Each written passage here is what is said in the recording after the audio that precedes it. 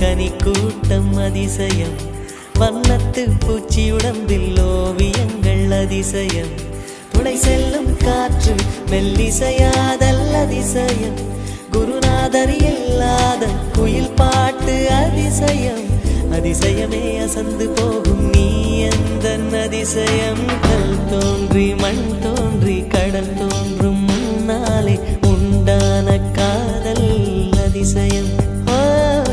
16 வயதான பருவத்தில் எல்லோருக்கும் படர்கின்ற காதல் அதிசயம்.